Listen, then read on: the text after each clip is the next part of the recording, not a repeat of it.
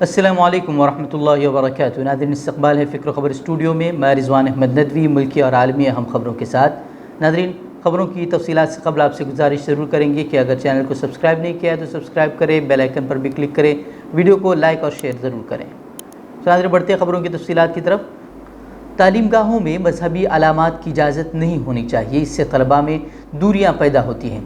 کئی طرح کی باتیں حجاب تنازع کے درمیان ہم نے سنی، اور اب گجرات کے وزیر تعلیم نے ریاستی اسمبلی میں اعلان کیا ہے کہ ریاست کے تمام اسکولوں میں فی الحال چھٹی سے 12ویں جماعت تک کے طلباء و طالبات کے لیے بھگوت گیتا کی تعلیم لازمی ہوگی۔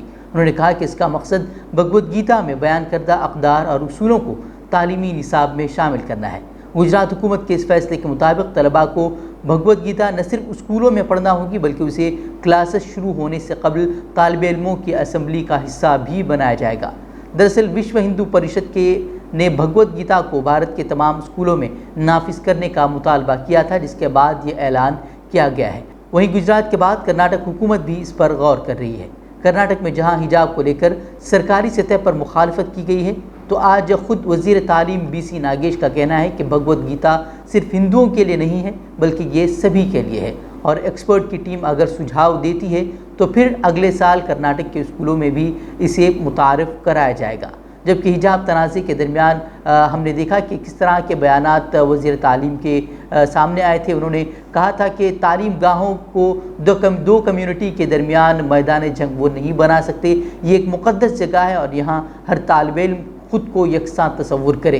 دیکھیے کہ اب کس طرح سے کھلے عام ہندوؤں کی مذہبی چیزوں کو تعلیم کا جز بنانے کی باتیں کی جا رہی ہیں، اور یہاں کسی طرح کی یکسانیت اور یہاں کسی طرح کی دوسری باتیں نہیں کی جا رہی، جبکہ مسلمانوں کو روکا جا رہا ہے کہ آپ حجاب نہیں پہن سکتے۔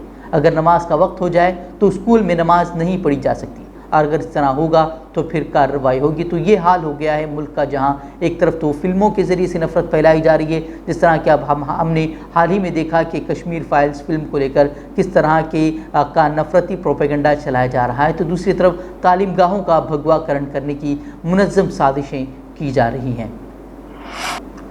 ہولی کے تہوار پر جھگڑے ہونا عام سی بات ہے، اور اس مرتبہ کئی شہروں میں اس طرح کے واقعات رونما ہوئے ہیں۔ فتح پور ضلع میں دو گروپوں میں رنگ لگانے کی وجہ سے تنازع ہوا، بات اتنی بڑی کہ پتھراؤ ہونے لگا۔ اسی طرح الہ آباد میں بھی جھگڑے کے دوران 2 لوگوں کی موت ہو گئی ہے، تو سنبھل میں شرپسندوں کی جانب سے مسجد میں رنگ پھینک دینے سے ماحول کشیدہ ہو گیا۔ تو فتح پور میں تنازع کی اطلاع موصول ہونے کے بعد موقع پر پہنچے ڈی ایم ایس پی نے حالات کا جائزہ لیا، لیکن فسادیوں کا غصہ بڑھتا گیا ہے تک کہ شرپسندوں نے ڈی ایم سمیت پولیس کی گاڑیوں پر بھی پتھر بازی شروع کر دی۔ اس دوران خاتون پولیس اہلکار سمیت کئی پولیس والے زخمی بھی ہوئے ہیں، وہیں جنہیں علاج کے لیے نزدیکی اسپتال لے جایا گیا، وہاں زخمیوں کی حالت نازک ہونے کے پیش نظر انہیں ضلع اسپتال منتقل کر دیا گیا۔ گاؤں والوں کا کہنا ہے کہ پولیس نے لاپرواہی برتی، اور انہوں نے کہا کہ یہ واقعہ پولیس کی موجودگی میں پیش آیا، لیکن پولیس نے کوئی کارروائی نہیں کی۔ اس طرح کے ایک اور معاملے میں امیٹھی کے بابو پور گاؤں میں رنگ لگانے کے سبب 2 گروپوں کے درمیان تصادم ہوا۔ ضلع کے جامو تھانہ علاقے کے تحت گاؤں میں ہولی کھیلنے کو لے کر معمولی تنازع پر 2 گروپوں کے درمیان خون ریز تصادم ہوا، جس میں 2 افراد کی موت ہو گئی جبکہ 6 دیگر زخمی ہو گئے۔ اس کے علاوہ سنبھل میں ہولی کے جلوس کے دوران کچھ لوگوں کی طرف سے مسجد پر رنگ پھینکنے کے بعد یہاں پتھراؤ کا واقعہ پیش آیا۔ سنبھل کے پولیس سپرنٹنڈنٹ نے بتایا کہ یہ واقعہ سنبھل کوتوالی کے علاقے میں پیش آیا۔ پولیس نے بتایا کہ کچھ سماج دشمن عناصر نے مسجد پر رنگ پھینکا، جس کے بعد پتھراؤ کیا گیا۔ ایس پی نے کہا کہ پولیس جلدی موقع پر پہنچ گئی اور جلوس کے لیے محفوظ راستے کو یقینی بنایا۔ ایس پی نے کہا کہ مقامی لوگوں اور پولیس نے مسجد کی صفائی کی اور علاقے میں اب امن کی فضا قائم ہو گئی۔ وہیں اب یہ جس طرح کے پتھراؤ کے واقعات پیش آئے ہیں، اس کے بعد اب دیکھنا ہوگا کہ کارروائی کس پر کی جاتی ہے۔ وہیں ضلع ٹمکور میں آج صبح اندوہناک حادثہ پیش آیا، جس میں 8 افراد ہلاک ہو چکے ہیں، جبکہ کئی مسافر شدید زخمی بتائے جا رہے ہیں جنہیں اسپتال میں داخل کیا گیا ہے۔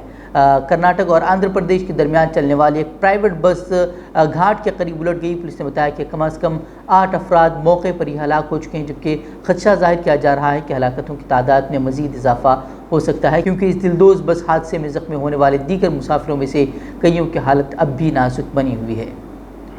ایک طرف 5 ریاستوں میں بری طرح سے شکست کے بعد کانگریس میں اندرونی رسہ کشی تیز ہے، تو دوسری طرف پارٹی کے اعلیٰ قیادت سے نالاں باغی گروپ G23 کے لیڈران بھی پہلے سے زیادہ متحرک ہو گئے ہیں اور وہ کھل کر بیانات دے رہے ہیں۔ جس سے عوام کی نظروں میں پارٹی کی چھبی مزید خراب ہو رہی ہے۔ ایسے میں کانگریس اعلیٰ کمان نے ڈیمیج کنٹرول کے لیے G23 گروپ کے لیڈروں کو بنانے کی کوشش شروع کر دی ہے۔ اسی کے تحت پارٹی صدر سونیا گاندھی نے G23 گروپ کے اہم لیڈر غلام نبی آزاد سے اپنی رہائش گاہ پر طویل میٹنگ کی۔ اس میٹنگ کے کئی اہم پہلو ہیں، جن میں سے ایک یہ بھی ہے کہ پارٹی کی جانب سے سبھی کو متحد رکھنے کی کوششیں ہو رہی ہیں۔ غلام نبی آزاد نے سونیا گاندھی سے ملاقات کے بعد نامہ نگاروں سے بھی بات کی۔ انہوں نے اسے معمول کی میٹنگ قرار دیا، لیکن ان کی بات سنی گئی۔ انہوں نے کہا کہ ان کی بات سنی گئی اور ان کے مشوروں کو اہمیت بھی دی گئی۔ انہوں نے کہا کہ انہوں نے کئی سارے مشورے دیے۔ غلام نبی آزاد نے پارٹی کی لیڈرشپ پر انگلی اٹھانے کے سوال پر کہا کہ اس بات کا سوال ہی نہیں پیدا ہوتا کہ ہم میں سے کسی نے بھی پارٹی کی قیادت پر یا لیڈرشپ پر کھل کر سوال اٹھایا ہو۔ غلام نبی آزاد نے کہا کہ وہ چاہتے ہیں کہ پارٹی کے فیصلوں میں اجتماعی فیصلوں کی جھلک نظر آئے، جس سے پارٹی کا حال اور بہتر ہونے لگے۔ واضح ہے کہ گزشتہ شب غلام نبی آزاد کی رہائش گاہ پر G23 گروپ کی میٹنگ ہوئی تھی، جن میں کچھ ایسے چہرے بھی شامل تھے جن کو گاندھی خاندان کا قریبی سمجھا جاتا ہے۔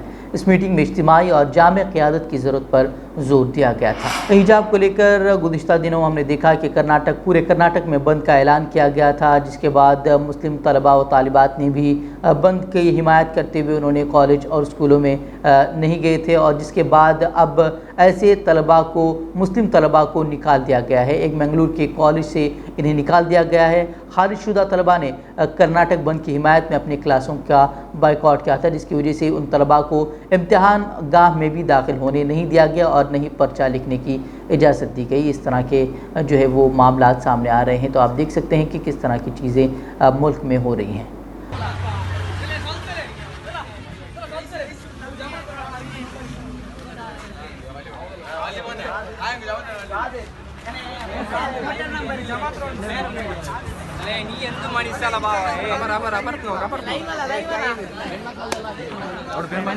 اقوام متحدہ نے خبردار کیا ہے کہ یمن کے لیے مالی امداد نہ ملنے کی وجہ سے یہ ملک تباہی کے دہانے پر پہنچ چکا ہے۔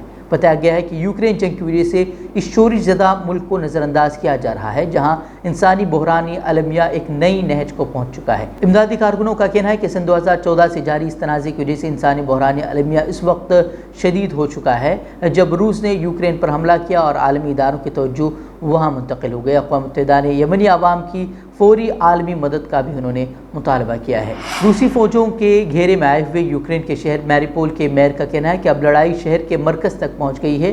اس بیان سے روس کے اس موقف کی بھی تصدیق ہوتی ہے، جس میں روس نے شہر کے اندر زمینی لڑائی کا اعتراف کیا تھا۔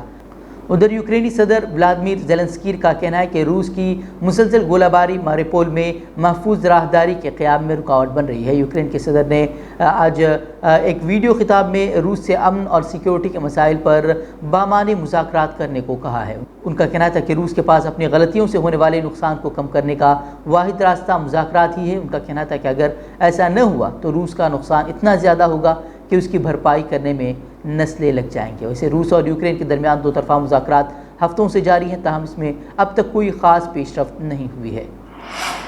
یوکرین میں فوجی آپریشن کے سبب ماسکو پر مغربی ممالک کی پابندیوں کے نتیجے میں بعض عالمی کمپنیاں روس سے رخصت ہو گئی ہیں۔ ایسے میں ماسکو بظاہر متبادل راستے تلاش کرنے میں مصروف ہے۔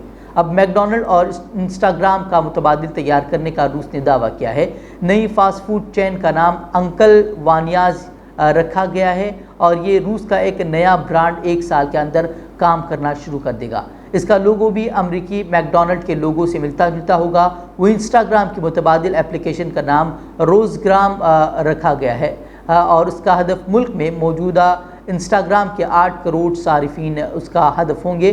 روزگرام کی نئی اپلیکیشن رواں سال اپریل میں قابل رسائی ہوگی۔ واضح ہے کہ گزشتہ دنوں کے دوران متعدد عالمی برانڈز روس سے رخصت ہو چکے ہیں۔ ان میں زارا، H&M، mango, Adidas, make Donald اور اسٹار بکس وغیرہ شامل ہیں۔ علاوہ ازیں متعدد عالمی کمپنیوں نے روس میں اپنا کام روک دینے کا اعلان کیا ہے۔ تو ناظرین آج کی خبروں میں اتنا ہی، کل پھر ہوگی ملاقات مزید خبروں کے ساتھ، تب تک کے لیے اجازت دیں۔ السلام علیکم ورحمۃ اللہ وبرکاتہ۔